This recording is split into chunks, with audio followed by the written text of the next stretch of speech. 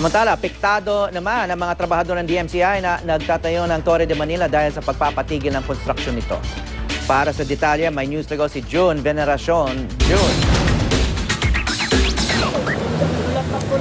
Hawi kung marami ang nagbubunyi sa pagpapatigil nga ng Korte Suprema sa konstruksyon nitong Torre de Manila. Dito makikita mo naman yung kakaibang muka. Mahahabang muka ng mga construction workers dito na nasa labas nitong Torre de Manila. Kaninang umaga pa itong sitwasyon na ito, Hawi, kung saan hindi pinapapasok yung mga trabahador dito ng DMCI.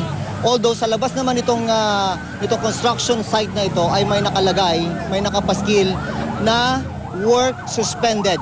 Yun ang nakalagay dito pero hindi masyadong nakaskade doon sa mga trabahador. Kaya mula kaninang umaga, nandito pa ito. Ang estimate ng mga workers na nagtatrabaho dito, Hawi, ay nasa 2,000. At kanina narinig natin na may nagkakaroon ng pag-aanunsyo rito, may inaanunsyo na sinasabi ay sisikapin daw ng DMCI na mailagay sa iba pang construction site itong mga workers na ito, yung ibang project rather ng DMCI. Pero yung bilang na 2,000, may nakausap tayo kanina, most likely hindi lahat yon ay maaring ma-accommodate doon sa iba pang proyekto nitong DMCI. Ang sinasabi nito mga nakausap natin dito, Hawi, wala naman talaga silang magagawa. Ganun talaga ang buhay. Although ngayong araw na ito, mukhang charge to experience na ito. Ibig sabihin, wala silang makukuhang ni anuman o ni isang sentimo dahil nga arawan ng trabaho rito. Ang range ng mga salary ng mga nagtatrabaho rito, mga nasa 400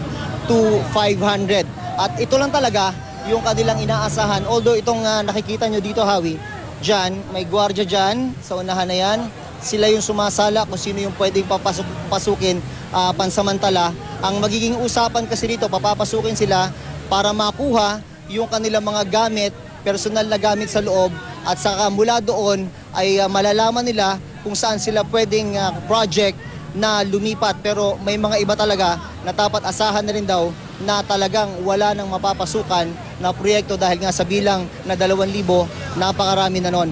At ang sinasabi ng mga tao rito, kung sa tingin ng marami, ay photo bomber itong kinukonstruct nitong Torre de Manila, wala silang magagawa. Para sa kanila, gumagawa lang sila ng kanilang trabaho at ang lumalabas daw sa mga pangyayaring ito, sila ang collateral damage. Hawi. So June, ang humaharang sa mga trabahador, yung kumpanya mismo, yung security ng DMCI. Ganun nga, Hawi, filter sila actually, iniisa-isang papasukin. Although kanina nga may nakikita na tayo rito, medyo nagtataasan na konti ng boses. At sinasabi, papasukin nyo na kami. Huwag nyo nang hayaan dito na nakakalat kami sa labas. Makuha lang namin yung gamit namin. Kung wala kayong maibibigay na bagong trabaho sa amin, kami aalis, babalik kami sa aming mga pamilya at maghahanap perhaps ng bagong trabaho. Ngayon naman ay pautik-utik, pa isa-isa, ay pinapapasok na sila sa loob para nga makuha yung mga personal belongings nila sa loob nitong construction site ng Torre de Manila, Hawi. Ang sinabi kasi ng abogado ng DMCI, susunod daw sila doon sa TRO, yung utos ng Korte Suprema, kapag nakatanggap na sila ng kopya ng TRO. So assuming, we assume na nakatanggap na sila ng kopya dahil pinatigil na nila yung construction at yun nga, sumusunod na sila sa TRO na to.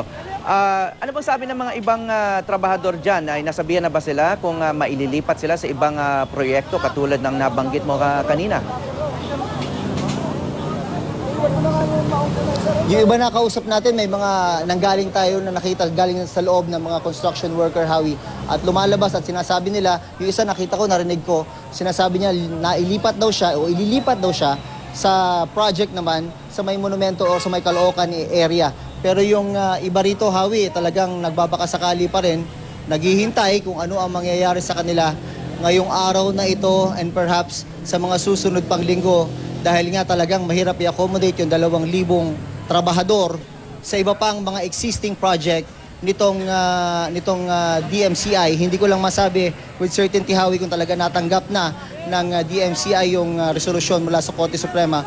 Pero sa labas nga nito, gaya ng nabanggit ko kanina, sa labas nitong gate ay may nakalagay na work suspended dito sa Torre de Manila. At sa taas naman, makikita ninyo, wala kami nakikita ang anumang paggalaw. Although, sabi ng mga workers dito, ang shifting nila 24 oras ang trabaho dito sa Torre de Manila. Pero ngayon, makikita ninyo sa gusali, sa taas, walang kagalaw-galaw. Howie. Okay, maraming salamat, June Veneracion.